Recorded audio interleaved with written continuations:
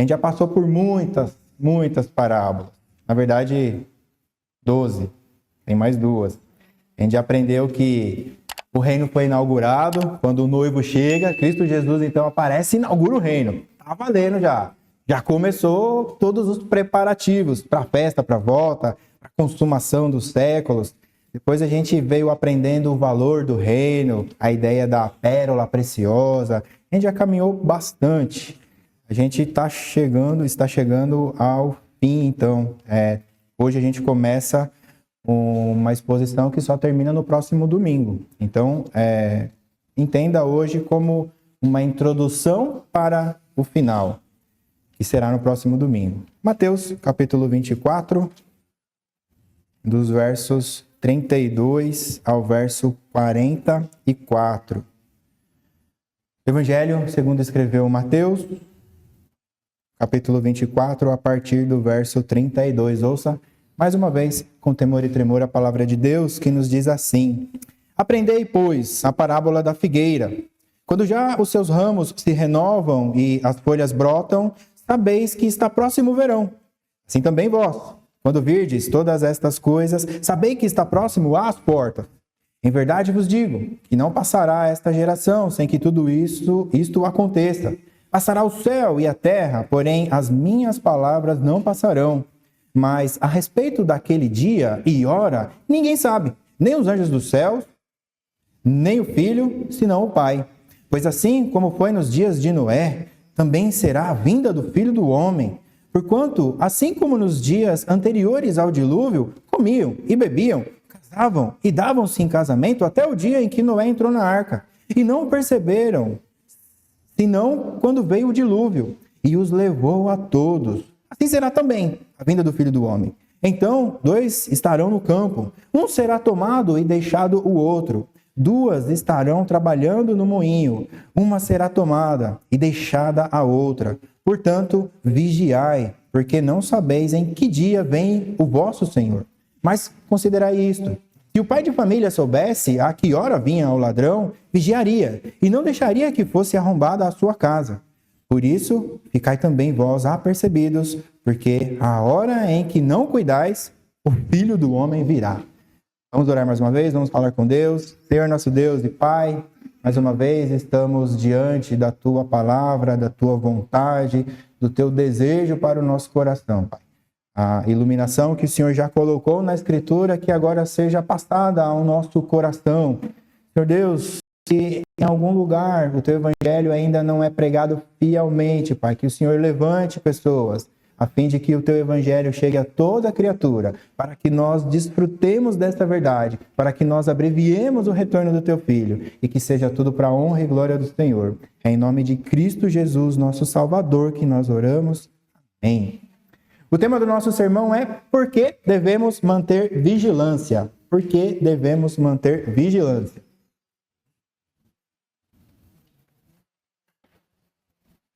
Você já perdeu algo por distração? Não sei se vocês perceberam, mas hoje foi legal, né, o louvor. Mas há 2 domingos atrás, a gente estava tocando o violão aqui sem uma corda.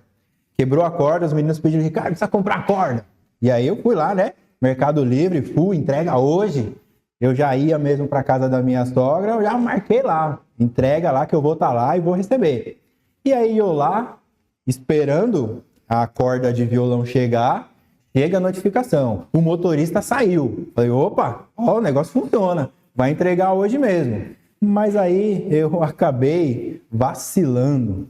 De repente, eu só recebi uma nova notificação. Tentamos entregar, mas ninguém atendeu. Falei: nossa, já era. Agora os meninos perderam a corda de violão.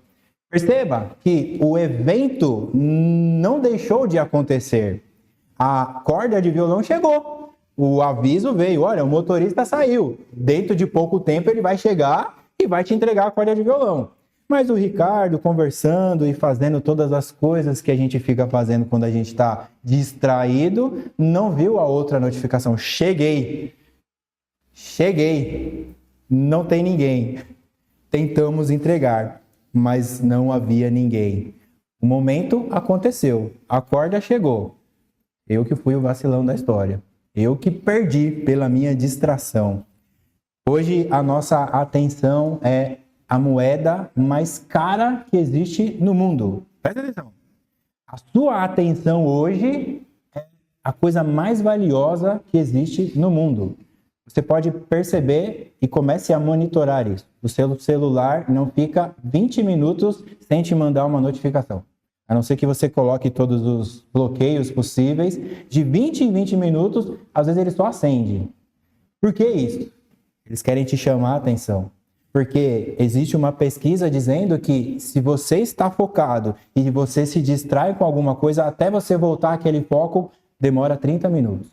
Então, de 20 em 20 minutos, alguma coisa vai acontecer no seu celular. Uma luzinha vai acender, não é nada. Você vai lá e fala, ué, o que aconteceu aqui? Eles querem a sua atenção. Eles querem dominar tudo o que você está fazendo. Jesus, então, aplica esta parábola e fala sobre esta atenção. A ideia aqui é você perceber se o seu coração está distraído com o brilho do mundo. O mundo está brilhando para todos os lados, luzes. Aqui você é especial. Crédito em 24, 72 vezes. Vem aqui, vamos conversar. Todos desejam trazer você para perto.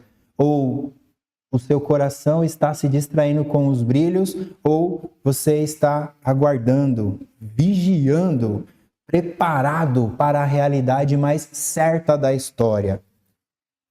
Se Jesus voltar hoje, se agora o céu se rasga, você perceberia a volta de Cristo Jesus? Nós vamos avaliar isso, respondendo o tema do nosso sermão. Por que devemos manter a vigilância? Por que devemos manter a vigilância? Precisamos entender o contexto do que está acontecendo aqui. Esse trecho de Mateus, na verdade, é um grande sermão do Senhor Jesus. Enorme. Um sermão duro. Um sermão que machuca. E tudo começa lá no capítulo 22. Volta um pouquinho a sua Bíblia aí. Capítulo 22, o último verso. Lá o verso 41.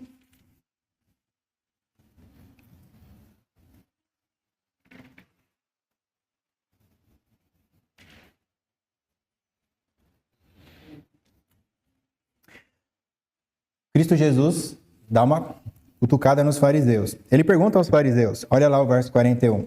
Reunindo os fariseus, interrogou-os Jesus. Jesus pergunta aos fariseus, que pensais vós do Cristo?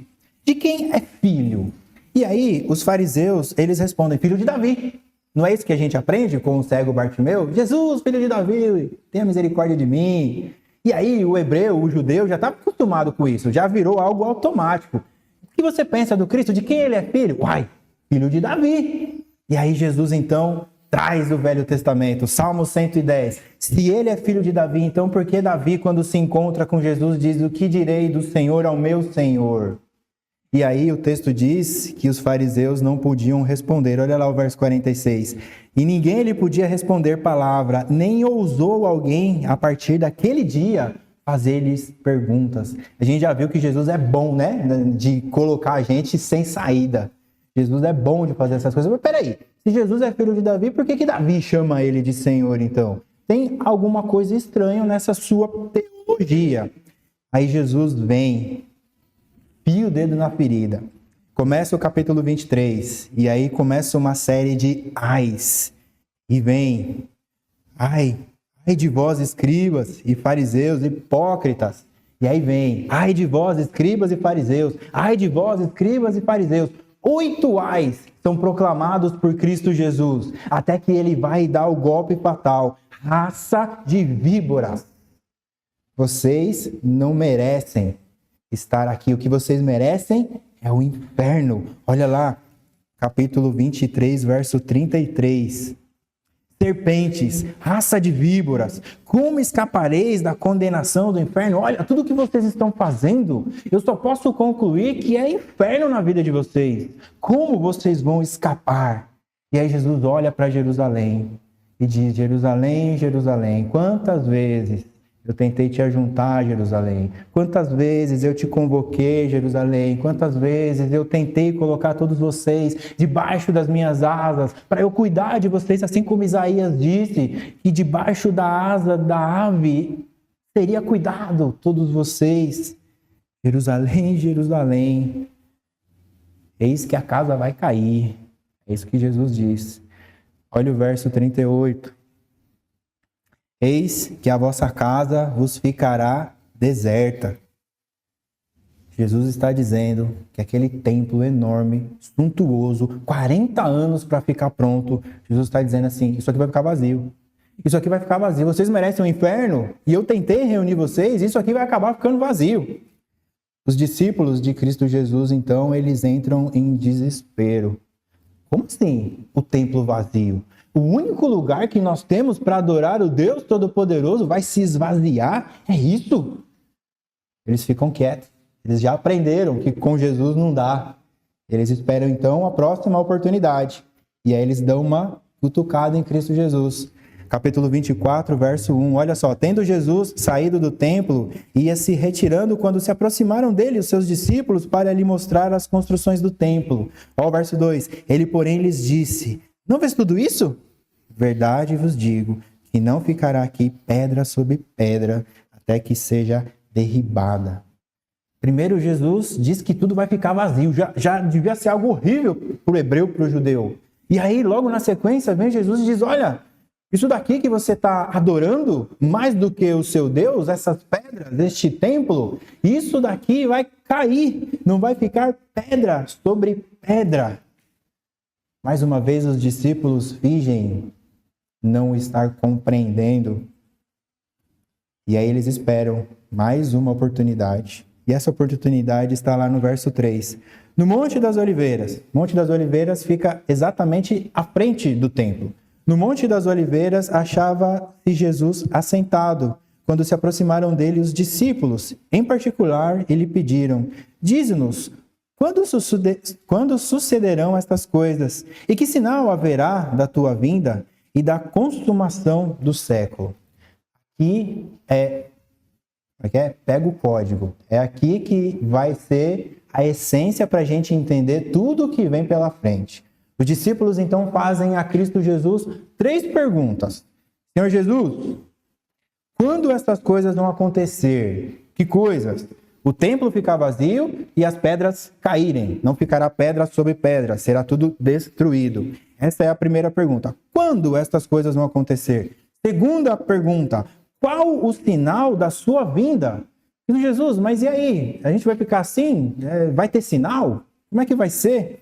E mais uma pergunta. Qual o sinal do fim dos tempos? Ou seja, imediatamente antes do Senhor voltar, o que vai acontecer? Vai ser algo diferente do que o Senhor vem dizendo? O Senhor Jesus então responde os discípulos num grande sermão. Um sermão de 4 pontos. E aqui a gente precisa fazer uma pausa. Nós temos a história a nosso favor. Nós já sabemos de eventos que já aconteceram. Nós já sabemos que o que Cristo revela aqui é algo que vai acontecer gradativamente no tempo. O que eu quero dizer com isso? E talvez você pergunte, como é que você sabe que estas coisas vão acontecer gradativamente? A pergunta que eu faço é, onde está o templo de Herodes hoje? Acabou, destruiu. No ano 70, Roma invade Jerusalém e acaba com tudo. Não fica pedra sobre pedra. O local que antes era o templo de Iavé, hoje é a mesquita de Alá. Sabe? Aquele domo dourado, né? Todo mundo, Jerusalém, bonito. Aí ninguém sabe que o que tem lá é uma mesquita. Os muçulmanos adorando outro Deus. Não é o nosso Deus, não. É outro Deus. O que está lá não é o templo de Deus. Jerusalém já foi. Jerusalém, Jerusalém. Quantas vezes eu tentei, agora você vai ficar vazia. Agora tudo vai ser destruído. O templo que era de Iavé agora vira uma mesquita de Alá. No ano 70, então, Jerusalém é destruída pelos romanos. Mas, no sermão de Jesus, muitos outros sinais, ele disse que ia acontecer. O sol se escurecer, as estrelas caírem, essas coisas ainda não aconteceram. Então, nós temos a certeza de que quando o templo fica vazio, quando o templo é destruído, inicia-se então os sinais da volta de Cristo Jesus. O que devemos guardar no nosso coração? Que estes sinais ainda não completaram. Daqui a pouco a gente vai começar na IBD a falar de escatologia. Aí a gente vai entender mais um pouco sobre essa ideia de acontecer alguma coisa e preparar para coisas futuras acontecendo. Voltemos à resposta de Jesus aos discípulos. Então, os discípulos fazem 3 perguntas. Em 4 pontos, Cristo Jesus responde. Primeiro, Cristo Jesus fala sobre o princípio das dores, versos 5 e 6. Na verdade é mais, é que o 5 e 6 é o que vai, a ideia central. Versos 5 e 6. Porque virão muitos em meu nome, dizendo eu sou o Cristo, e enganarão a muitos. E certamente ouvireis falar de guerras e rumores de guerra. Vede, não vos assusteis, porque é necessário assim acontecer, mas ainda não é o fim. Jesus, quais são os sinais de que o templo vai ficar vazio e que as pedras cairão? O sinal é esse que eu estou te dizendo. Rumores de guerra e guerras, não se assusteis. É necessário que assim aconteça. Mas calma, ainda não é o fim. Jesus passa para o próximo ponto. Jesus fala da grande tribulação. Está lá no verso 21. Porque neste tempo haverá grande tribulação, como desde o princípio do mundo até agora não tem havido e nem haverá jamais. Olha o que Jesus está dizendo. Pensa na pior catástrofe ou no pior cenário que você lembre aí dos livros de história da sua vida, o que você já ouviu falar, Segunda Guerra Mundial, a gripe espanhola, a peste negra. Jesus está dizendo que tudo isso é pouco. É pouco. Quando começar a grande tribulação, vai ser algo que nunca a gente viu parecido. Ou seja, vai ser algo terrível. É a grande tribulação. Só um parêntese aqui para aqueles que acham que a igreja vai sair antes da grande tribulação. Se a igreja não estiver aqui, não é tribulação, é juízo. Portanto, nós participaremos da grande tribulação. Fecha aqui na EBD, quando chegar a escatologia, a gente volta nesse assunto, tá? É só para não passar batido. Muito bem, primeiro ponto de Jesus, então, princípio das dores. O segundo, a grande tribulação. Terceiro ponto, Jesus fala da vinda do Filho do Homem, verso 30. Então aparecerá no céu o sinal do Filho do Homem. Todos os povos da terra se lamentarão e verão o Filho do Homem vindo sobre as nuvens do céu, com poder e muita glória. E aí Jesus finaliza o último ponto do seu sermão com o grande julgamento, versos 34 e 41. Verso 34, primeiro. Em verdade vos digo que não passará... Perdão, capítulo 25. É um grande salto, mas é isso mesmo. 34, capítulo 25, verso 34. Então dirá o rei aos que estiverem à sua direita: vinde, benditos de meu Pai, entrai na posse do reino que vos está preparado desde a fundação do mundo. Legal, aqui são as ovelhas, as que estarão do lado direito de Jesus. Mas nós temos também os bodes, ou os cabritos. E aí a gente pula lá para o verso 41. O mesmo rei. Então, o rei dirá também aos que estiverem à sua esquerda: apartai-vos de mim, malditos, para o fogo eterno, preparado para o diabo e seus anjos.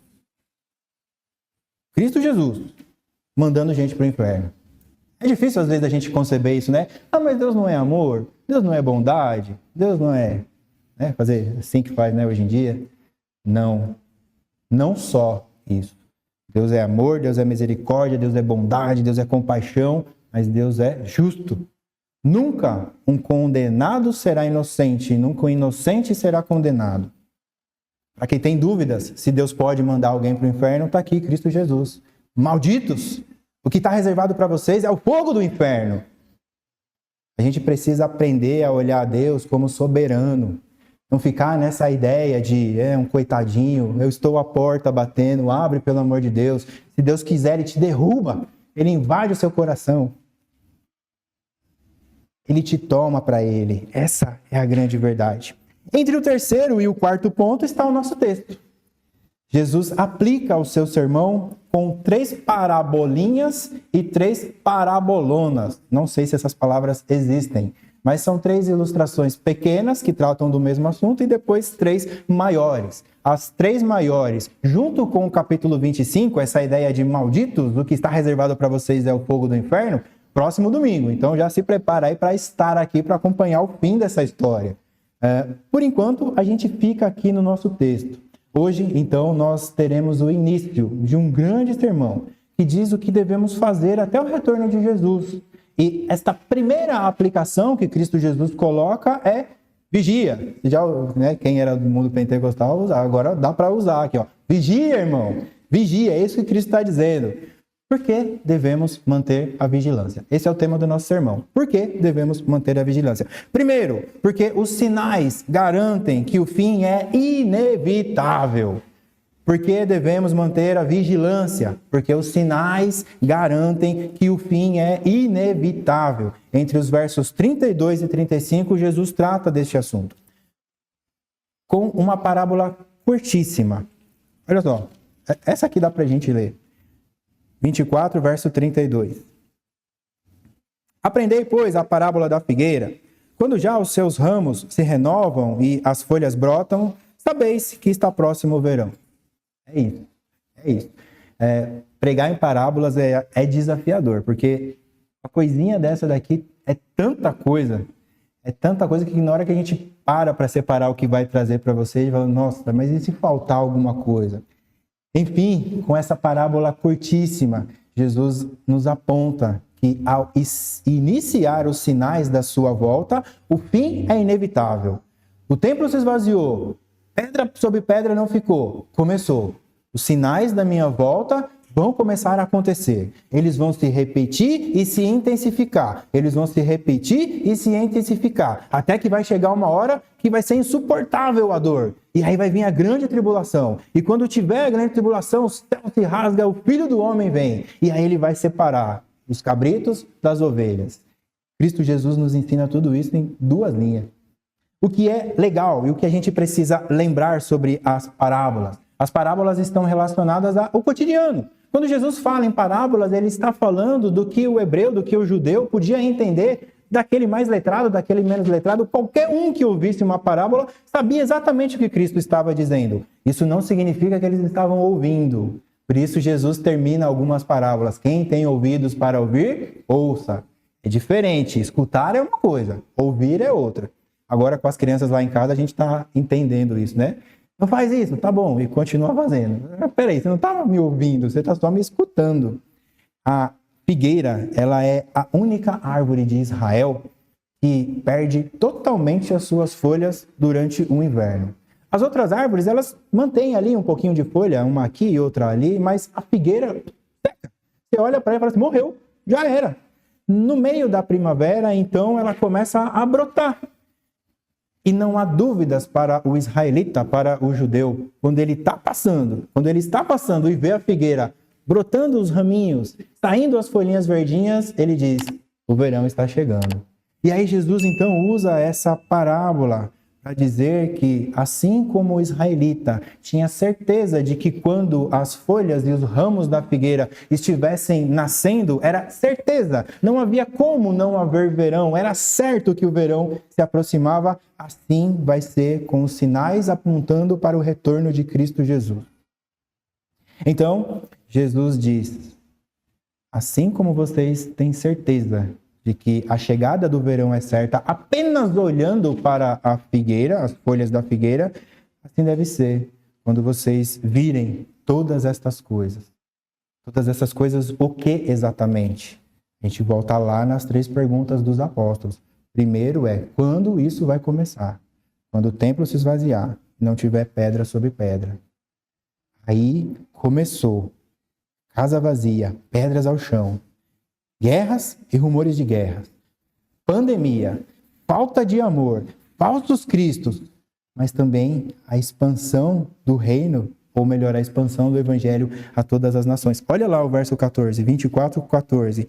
Parece que é só desgraça, né? Pedra sobre pedra, não vai acontecer nada, mas olha só. E será pregado este evangelho do reino por todo o mundo, para testemunho de todas as nações. Depois virá o fim. Inicia-se, então, o princípio das dores. Quando tudo isso acontecer, saiba que está já às portas. Mas algo fica no ar. Aqui a gente não vai passar desapercebido por esta informação. Jesus diz que aquela geração viria todas as coisas. Mas espera aí, Jesus ainda não voltou. E aquela geração já foi. Então, ou Jesus estava errado, ou tem alguma coisa muito de errado, alguma coisa de errado não está certo nisso. Aí você pode pensar, olha aí a Bíblia, né? Falei que essa Bíblia aí diz que sim, diz que não, que negócio de vai, não vai, verde e amarelo, quente e frio, que negócio é esse? Aí, ó, peguei o erro, a geração passou e cadê? Cadê o sol se escurecendo? Cadê as estrelas caindo? Cadê os terremotos? Calma, a gente precisa voltar lá no verso 3. Jesus está respondendo os discípulos, pergunta por pergunta. Então, qual foi a primeira pergunta? Os primeiros sinais. Os primeiros sinais são guerras, rumores de guerras, templo vazio, pandemia, esfriamento do amor, falsos cristos. Tudo isso aconteceu no ano 70. O judeu, o israelita, viu tudo isso acontecer. Aí Jesus diz assim, talvez você pode achar que tudo isso é acaso. E aí já não é com eles, é conosco hoje. Porque, como eu falei, nós temos a história a nosso favor. A gente já viu muitas coisas acontecendo. E aí talvez você diga, mas guerras acontecem. Doença, como não vai ter doença? Falsos cristos? Tem de monte por aí. Sempre teve todas essas coisas. Associar isso ao retorno de Cristo, aí é fanatismo. Não se engane. Não se engane. Cristo Jesus disse, passará o céu e a terra, mas a minha palavra não passará. Cristo Jesus está dizendo o seguinte, olha, vocês vão achar que é brincadeira, mas o que eu estou dizendo aqui vai acontecer, vai se repetir, vai se intensificar. Uma hora você vai ter que perceber que as folhas estão nascendo, os ramos estão brotando, são os sinais do fim. Uma hora você vai ter que perceber essas coisas. Jesus então diz, estes são os sinais de juízo que apontam para o que Jesus havia dito. Eu hei de voltar. A queda de Jerusalém é a prova disso. As coisas estão acontecendo. O que Cristo Jesus disse que ia acontecer, aconteceu. Mas ainda não é o fim. O que nós vemos é o cumprimento do verso 35. Tudo vai passar. Templo cai, Jerusalém cai, Roma cai, Grécia cai, cai tudo, mas a palavra de Deus permanece. Imutável, rocha eterna, tudo se cumprindo de acordo com a vontade do nosso Deus. Aplicação. Nós vivemos em tempos em que estes sinais acontecem. Você acha que tem guerra hoje? Você acha que tem rumores de guerra hoje? Tem pandemia hoje? Caso você não saiba, nós vivemos uma pandemia desde 1980. Em 1980, instaurou-se uma pandemia e ela está vigorando até hoje. AIDS. A AIDS é uma pandemia. A AIDS é uma pandemia que não tem cura. Está aí ainda, está rolando. Está aí a prova de que as coisas estão acontecendo. Tem falso Cristo? É o que mais tem, não é? É o fim? Não, não é o fim. O sol ainda não escureceu, as estrelas não caíram, o Filho do Homem ainda não rasgou o céu, não se apresentou a nós. Mas nós precisamos nos lembrar e estarmos atentos de que todos estes sinais simplesmente nos lembram de que o fim é inevitável. Na EBD de hoje a gente falou do ímpio perceber coisas erradas, né? A gente pega adolescente de 16 anos aí falando que o mundo vai acabar. A baleia está morrendo, a floresta, como se o homem tivesse capacidade de destruir o mundo. Quem vai destruir o mundo é o próprio Senhor. É o próprio Deus quem vai renovar todas as coisas. Por mais que o homem tente, por mais que o homem polua, e eu não estou dizendo que devemos fazer isso, obviamente, mas por mais que nós tentemos destruir o mundo, nós não conseguimos. É Deus quem destrói. A gente vai ver isso também na EBD quando chegar a época de Apocalipse. Uma aplicaçãozinha para o crente. É para você sofrer com estes sinais. Quando o crente vê lá, chegou a pandemia, a pessoa volta aí, nem lembro o nome, Covid, né? Volta a Covid, uma mutação, a vacina não funcionou, a vacina deixou a gente mais fraco, e aí volta, e começa aquele desespero. É para o crente ficar desesperado? Essa introdução toda que eu fiz, eu peguei de um comentário do reverendo João Paulo Tomás de Aquino.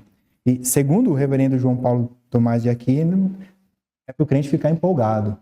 Todas as vezes que a gente ouve de guerra e rumor de guerra, todas as vezes que a gente ouve de pandemia, de nações sendo dizimadas, isso são sinais do retorno de Cristo. E aí o próprio Mateus diz que se devemos andar ansiosos por alguma coisa neste mundo, a nossa ansiedade deve ser em relação ao retorno de Cristo.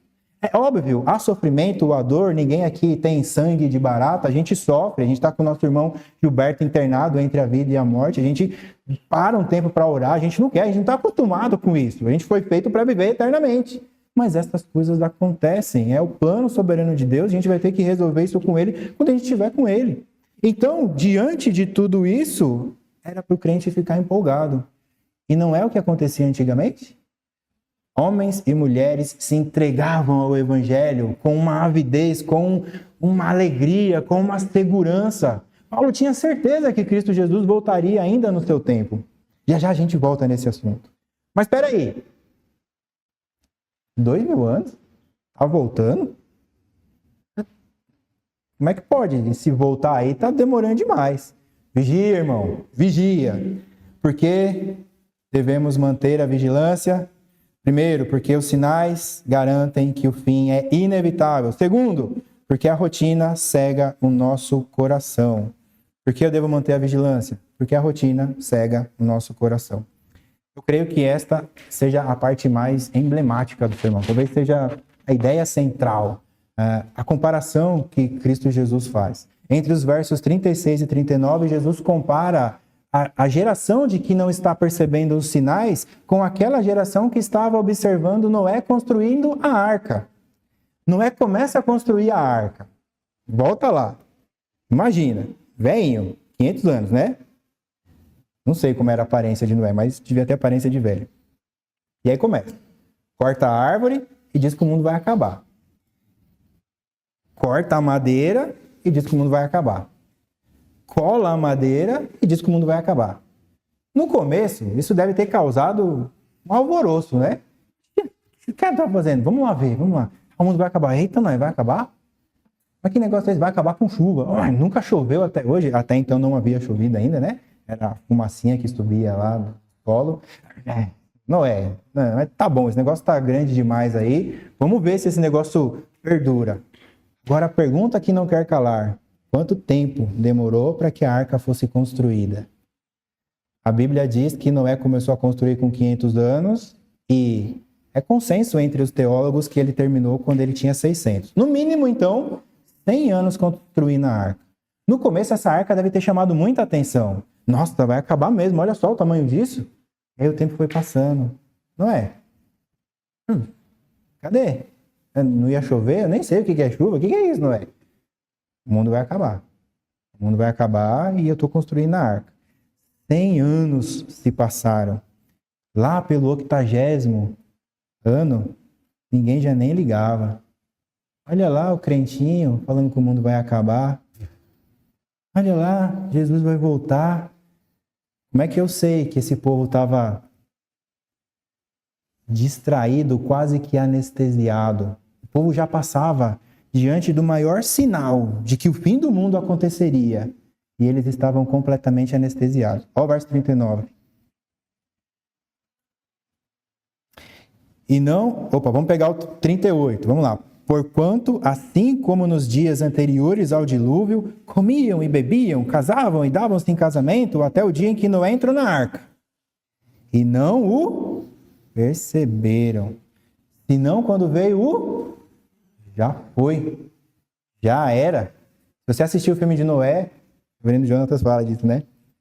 Se você assistiu o filme de Noé, tá lá, a família de Noé fechando a porta, o povo querendo entrar, tem um descendente de Caim lá querendo pular por cima, e Noé puxando a porta e chuta um, chuta outro. O que a Escritura diz é que o próprio Deus fechou. O próprio Senhor fechou a arca. E ficou de fora, sabe o quê? Velhinho, velhinha, criança, Deus matando todo mundo. Por quê? Porque só havia uma família que ainda adorava a Deus. Naquele mundo todo criado por Deus, só havia uma família que adorava a Deus. Nada mais justo e misericordioso do que Deus salvar aquele que o adorava. Afinal de contas, o fim principal do homem é adorar a Deus. É o que Paulo nos ensina. Quer comais, quer bebais, façais qualquer outra coisa. Adore a Deus. Não perceberam. Pessoas tiveram 100 anos vendo um barco no meio do nada. Não havia chuva.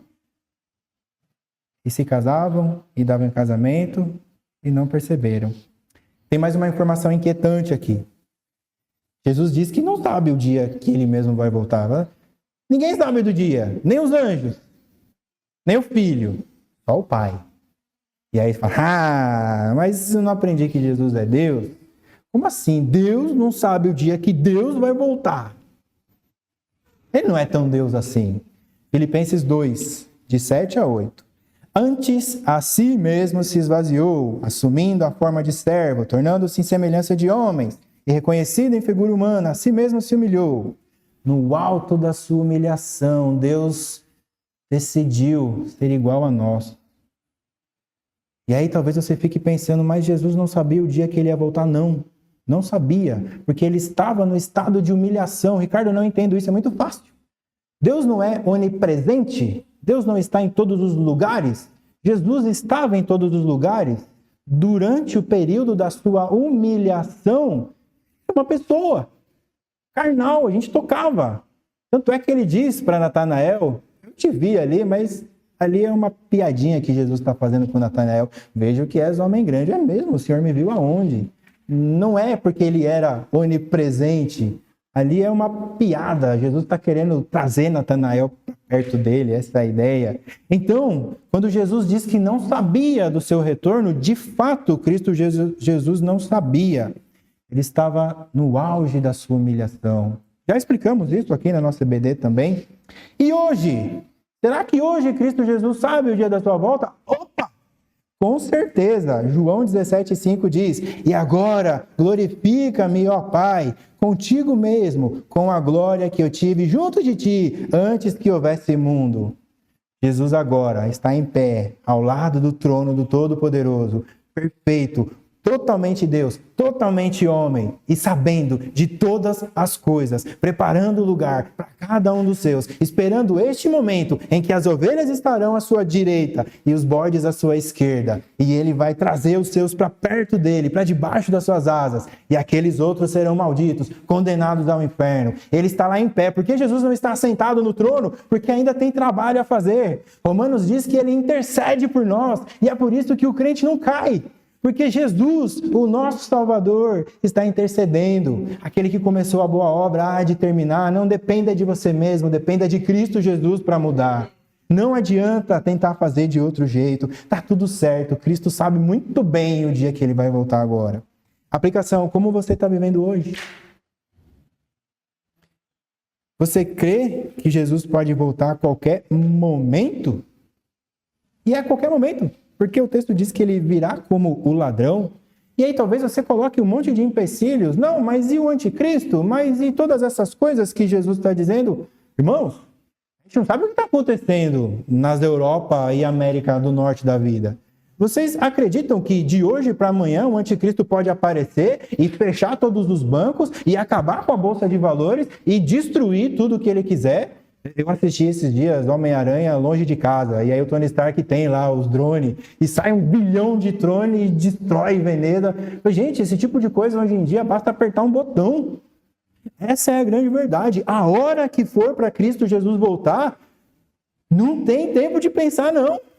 Os sinais estão aí, se repetindo e se intensificando. E o que você estará fazendo?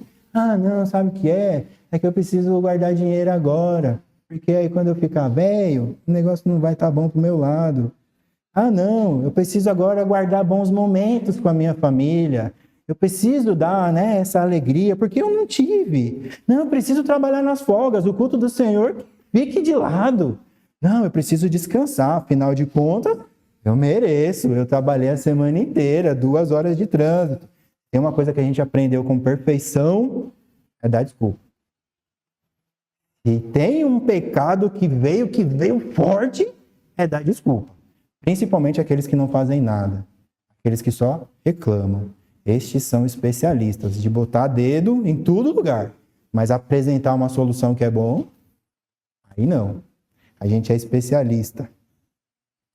Todas essas coisas são lícitas. Você precisa trabalhar, você precisa ganhar dinheiro, você precisa de bons momentos com a sua família, você precisa, de fato, ter um bom emprego, você precisa estudar.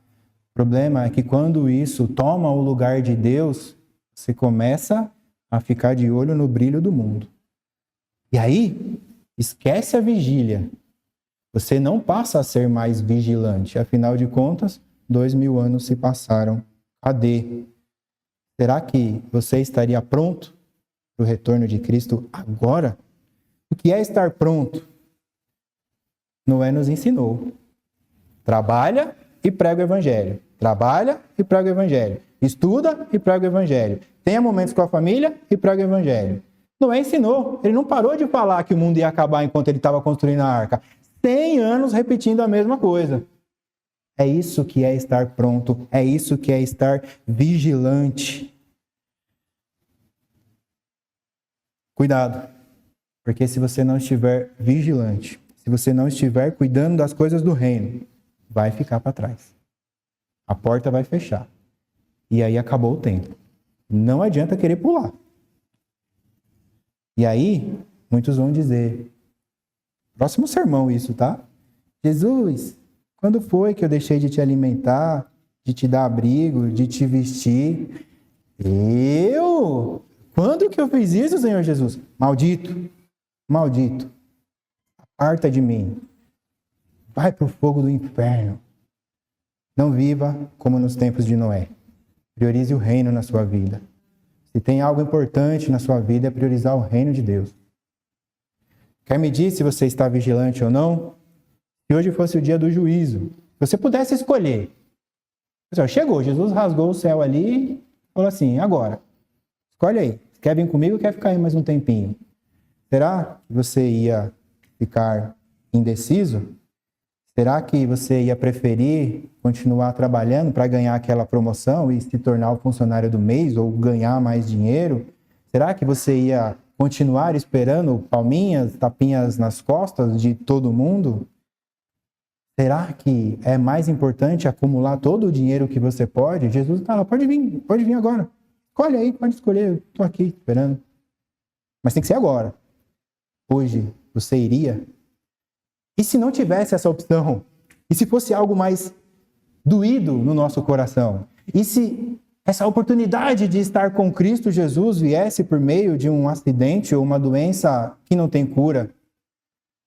Você estaria pronto para estar com Cristo Jesus? Isso é só para a gente refletir. Mas fica a dica, Filipenses 1:21. Porquanto para mim, o viver é Cristo, morrer é lucro. Você sabe o que é lucro, né? Você sabe o que é lucro. Paulo diz, para mim o viver é Cristo, morrer é lucro. Fica a dica. Mas será que está perto, Ricardo? Terceiro ponto do nosso sermão e já caminhando para o final. Por que devemos permanecer vigilantes? Porque a separação será repentina. Por que devemos permanecer vigilantes? Porque a separação será repentina. Os últimos versos, de 40 a 44. Essa terceira parábola, ela nem é uma parábola, é uma ilustração. Ela fala sobre a volta de Jesus ser de repente. Essa ideia que eu falei para vocês, do nada levanta o anticristo, aperta um botão lá e já era. Todos os sinais, manda uma bomba para a lua lá, destrói tudo, cai as estrelas, já era. É repentino, vai ser do nada. Essa ilustração então diz isso. E essa ilustração é a que deveria causar mais preocupação no nosso coração. Porque Jesus está dizendo, é no vacilo da nossa parte que ele vai vir. Lembra das cordas de violão lá? Vacilei, sei lá o que eu estava fazendo. Tentamos entregar, não tinha ninguém. Vacilei, perdi um momento. O que o texto está dizendo é que vai ser assim, de repente. Opa, cheguei, bora! Já pensou se o céu se rasga agora? Quantos aqui estão certos da sua salvação em Cristo Jesus? Será que você está pensando que, hoje eu pequei contra Deus, ele não me ama mais? Se dependesse de você para Cristo te amar, você ia estar dos bordes já com certeza. Não depende de você. Você não pode fazer nada para que Deus te ame mais. Não pode fazer nada para que Deus te ame menos. Ele simplesmente te ama do jeito que você é. É para continuar desse jeito? Não! De jeito nenhum. Não há conversão sem transformação. O que roubava não rouba mais, o que mentia não minta mais. É assim que funciona a ação do Espírito Santo na nossa vida. Já pensou então, agora, quantos teriam certeza da sua salvação? Quantos aqui seriam encontrados lutando para estar cheio do Espírito Santo no coração, lutando para que o fruto do Espírito fosse verdade? Bondade, alegria, fidelidade, mansidão, domínio próprio. Quantos estão lutando para que isso seja? É um fruto, não é eu sou bom nisso e nisso não, então eu vou trabalhar só com isso. Não, é tudo. Se eu tenho dificuldade com um dos frutos, eu tenho que trabalhar esse fruto. Quantos aqui já estão preocupados em o que eu vou fazer para o almoço? Nesse momento, diante da palavra de Deus, quantos aqui estão preocupados? O que será que eu vou comer para o almoço? Quantos aqui estão pensando que eu vou chegar em casa e vou lavar o carro? Ou vou chegar em casa e vou dar aquela faxina? Quantos aqui já estão com a mente longe, mexendo no celular? 12h20, isso não acaba. Meu Deus do céu, o que eu estou fazendo aqui?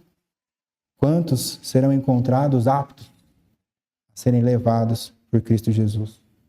O fato de a volta de Cristo ser repentina deveria causar temor em todos nós. Não vai dar tempo para mais nada. O que tinha que fazer é agora. Jesus fala para Judas, né? O que tem que fazer, faça agora. A separação vai ser repentina.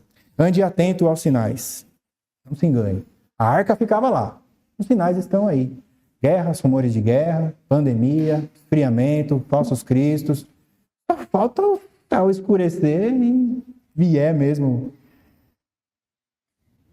O fato da volta de Cristo ser repentina, então, deveria causar temor. Os versos 42 e 44 nos ajudam a entender isso. Antes ele diz que 2 estarão trabalhando. Uma vai ser salva, a outra vai ficar. E aí, o verso 44 arremata tudo. Por isso, ficai também vós apercebidos, porque a hora em que não cuidais, o Filho do Homem virá. Conclusão do nosso sermão. Hoje nós aprendemos e vimos que devemos permanecer em vigilância, porque os sinais nos mostram que o fim é inevitável. Devemos permanecer em vigilância porque a rotina nos cega o coração e porque a separação vai ser repentina. Ande atento aos sinais, pregue o Evangelho, esteja pronto para abraçar o seu Salvador a qualquer momento. Qualquer momento, pode dizer agora. Os nossos irmãos do passado tinham plena convicção de que Jesus voltaria ainda com eles em vida. Eles viviam para Cristo. Paulo diz, morrer é lucro, eu vou para cima. Eu vou falar de Cristo Jesus, dificuldade que a gente tem de juntar a igreja numa programação. Quão ruim é estar unidos os irmãos. Não interessa a programação, vem para conversar com o irmão, vem para ver como é que está a vida dele, vem para ver a dificuldade da vida dele. Aproveita o tempo de comunhão, aproveita. A igreja precisa aprender uma coisa. Quando a gente está com os irmãos, a gente está em comunhão. Quando a gente está com o ímpio, a gente está em missão. É assim que a nossa vida funciona. Você se juntou lá com os seus parentes que não são crentes, você está em missão. Agora, quando você está na sua casa, convidou o seu irmão, visitou o seu irmão, você está aqui na igreja, você está em comunhão. Isso tem que ser algo que te agrade o coração. Isso precisa ser algo que mexa com você. 1 Tessalonicenses 4,16.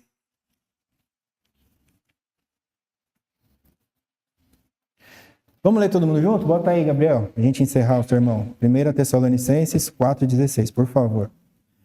Vamos lá. 1, 2 e... Porquanto o Senhor mesmo, dada a palavra de ordem, ouvida a voz do arcanjo e ressoada a trombeta de Deus, descerá dos céus e os mortos em Cristo ressuscitarão primeiro. Pode ir mais um, perdão, Gabriel.